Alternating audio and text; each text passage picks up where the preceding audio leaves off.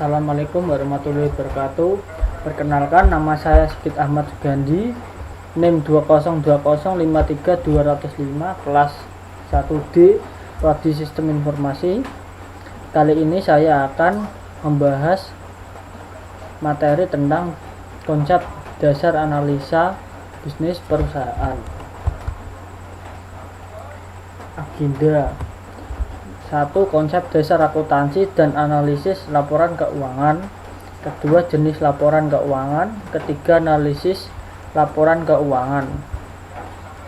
Analisis laporan keuangan yaitu analisis laporan keuangan atau financial statement analysis adalah analisis yang dilakukan guna menguji keterkaitan angka-angka akuntansi dan tren angka tersebut dalam periode waktu tertentu. Mengapa dilakukan? 1. Menilai kondisi keuangan dan hasil usaha perusahaan, masa lalu, masa sekarang, dan prediksi yang akan datang. 2. Menilai kekuatan dan melemahkan keuangan perusahaan. Next, analisis bisnis dapat menjadi evaluasi prospek dan bisa menjadi evaluasi risiko dan akan menjadi pengambilan keputusan bisnis. 1. Investor. 2. Kredit. 3. Manajer. 4. Analisis manajer atau akuisisi. 5. Direktur. 6. Regulator. 7. Eksternal auditor.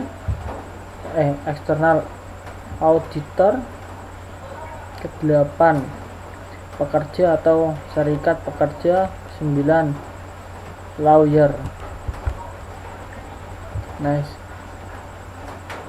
Framework analisis laporan keuangan. Komponen dalam proses analisis bisnis yaitu business environment dan strategi analisis. Bisa dibagi menjadi industri analisis dan strategi analisis, dan di sini tanda panah menjadi accounting analysis dan akan menjadi financial analysis atau analysis of cash flow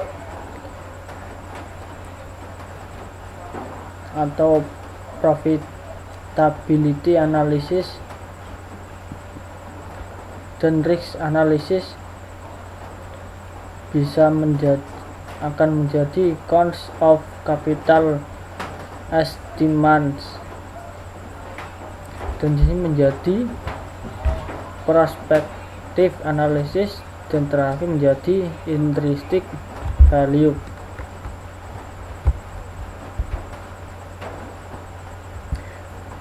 Selanjutnya, menilai lingkungan bisnis. Kedua, membaca dan mempelajari laporan keuangan dan catatan atas laporan keuangan. Ketiga, menilai kualitas laba. Keempat, analisis laporan keuangan. Kelima, memprediksi laba atau cash flow masa mendatang. Selanjutnya, menilai lingkungan bisnis. Apa saja jenis kegiatan perusahaan? Kedua, strategi apa saja yang digunakan perusahaan untuk menghasilkan laba. Yang ketiga, perusahaan tersebut berada dalam bidang apa. Yang keempat, siapa pemain utama usaha tersebut. Kelima, siapakah pesaing utama perusahaan. Yang keenam, bagaimana hubungan antara perusahaan dengan konsumen supplier. Yang ketujuh, bagaimana pengaruh perubahan ekonomi terhadap penjualan dan laba perusahaan. Selanjutnya, analisis industri. Analisis potensi laba berdasarkan kondisi industri. Setiap industri memiliki profitabilitas yang berbeda tergantung dari keunggulan yang dimilikinya. Kompetisi industri dengan industri lainnya akan mempengaruhi profitabilitas industri. Kompetisi dalam industri akan mempengaruhi profitabilitas masing-masing perusahaan dalam industri. Struktur pasar dalam suatu industri menentukan apakah perusahaan dalam industri tersebut dapat memperoleh laba yang abnormal. Kondisi perekonomian mempengaruhi profitabilitas industri dan perusahaan. Selanjutnya, aktivitas bisnis. Aktivitas perencanaan dan tujuan bisa menjadi kompetisi, permintaan pasar, distribusi, kinerja manajemen, opportunistic, pricing, strategi, promosi, proyek, dan tantangan. Faktor yang menentukan profitabilitas yaitu rivalry among existing firms. 1. Industri growth. 2. Concentration. 3. Differentiation. 4. Switching costs. 5. Flex variable costs. Yang ke-6, action capacity. Yang ke-7, exit barriers.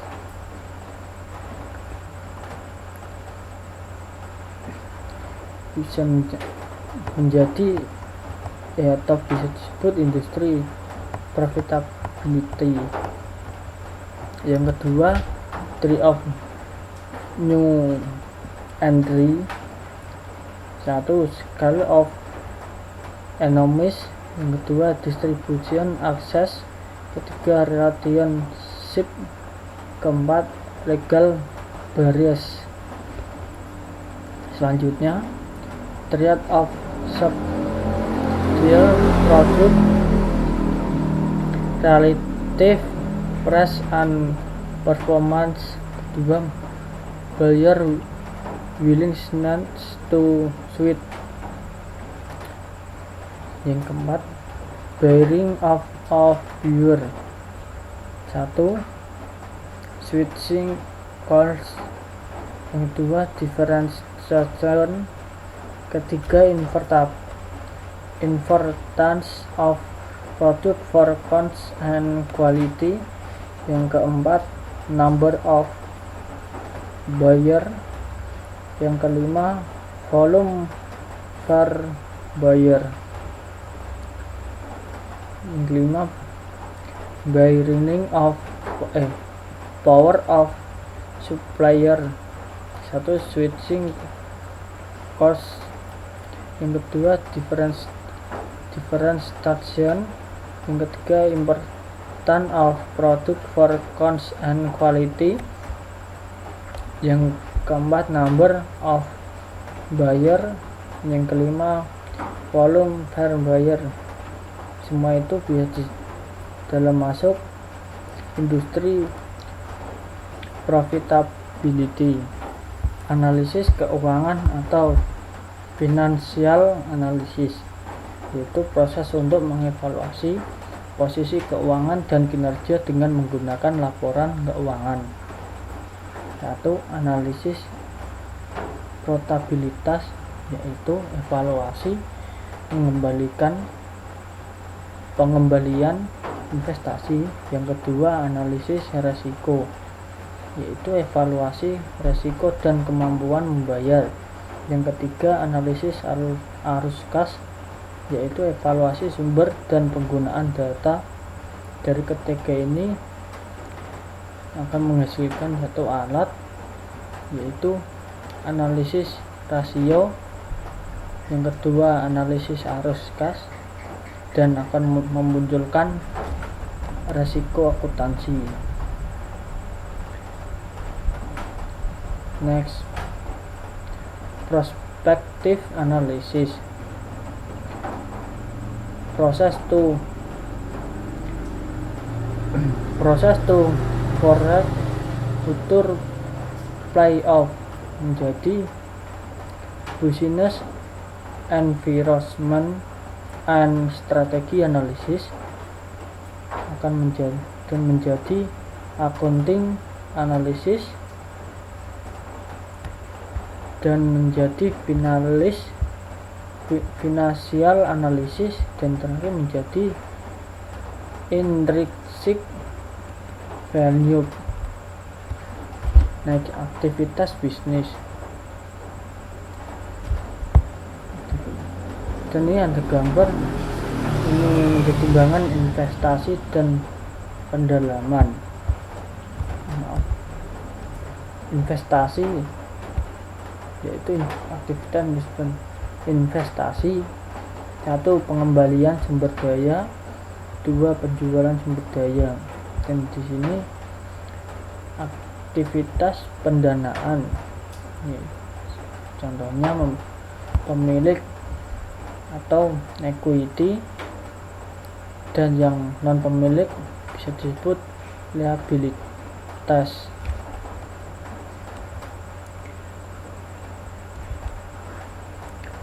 Aktivitas bisnis. Aktivitas bisnis dibagi menjadi 3, yaitu aktivitas investasi, aktivitas perencanaan, dan aktivitas pendanaan. Dari ketiga ini akan menjadi aktivitas operasional, yaitu pendapatan dan biaya dari penyelenggaraan kegiatan produksi dan pemberian jasa. Laporan keuangan, yaitu suatu laporan yang berisi informasi keuangan mengenai suatu badan usaha yang akan dipergunakan oleh pihak-pihak yang berkepentingan sebagai bahan pertimbangan dalam pembuatan keputusan. Dan laporan keuangan merupakan output dari proses akuntansi.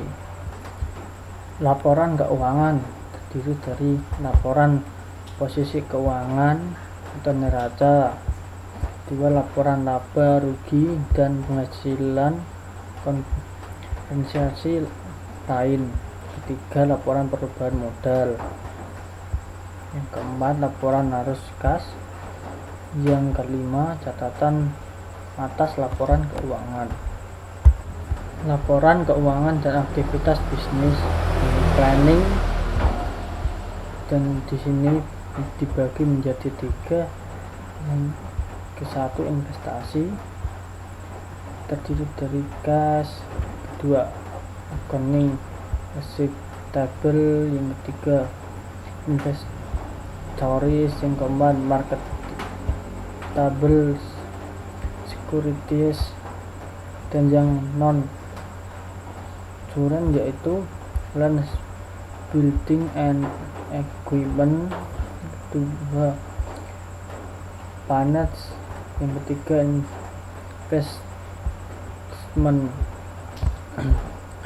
yang kedua operating, terdiri dari sales, yang kedua cost of goods sold, yang ketiga selling expense, yang keempat administrative expense, yang kelima indirect expense, yang keenam income tax expense, yang ketiga financing.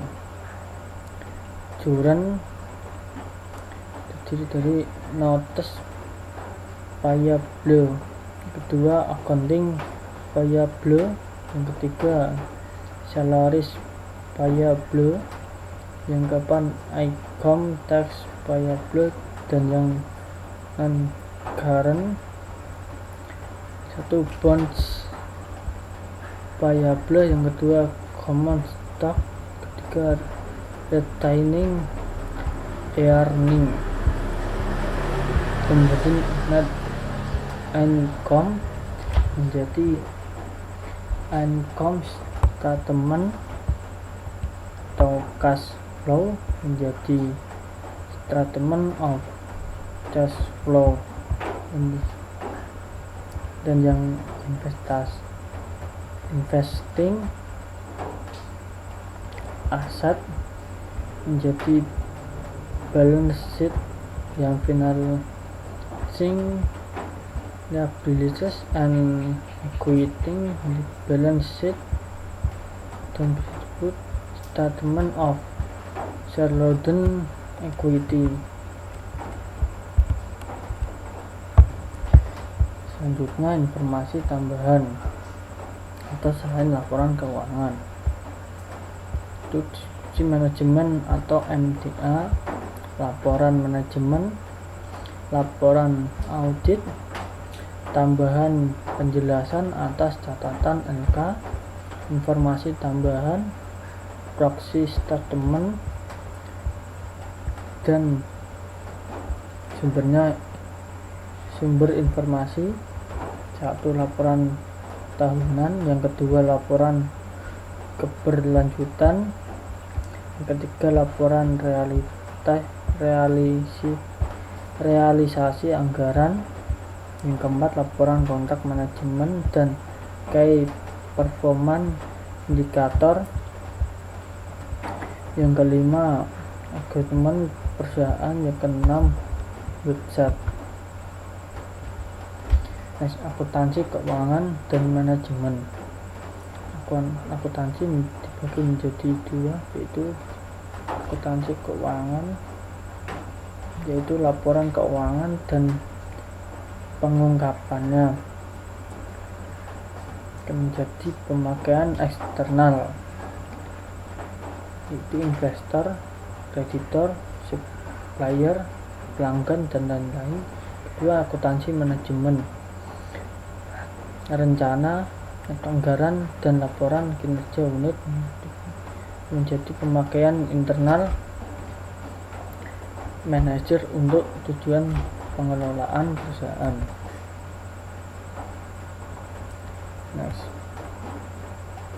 Proses penyediaan informasi. 1. Identifikasi stakeholders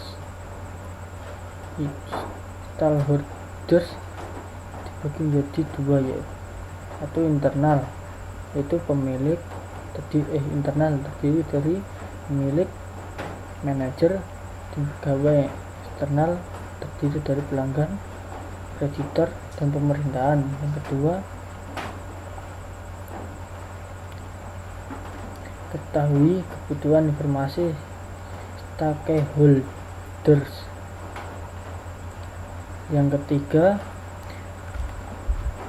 rancangan sistem informasi akuntansi untuk memenuhi kebutuhan stakeholders.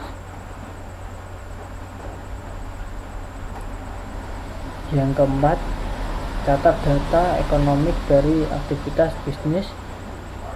Dan dari 3 ke 4 ini yaitu sistem informasi akuntansi menjadi. Yang kelima, siapkan laporan akuntansi untuk stakeholders. Dan kembali lagi ke sini, stakeholders ini.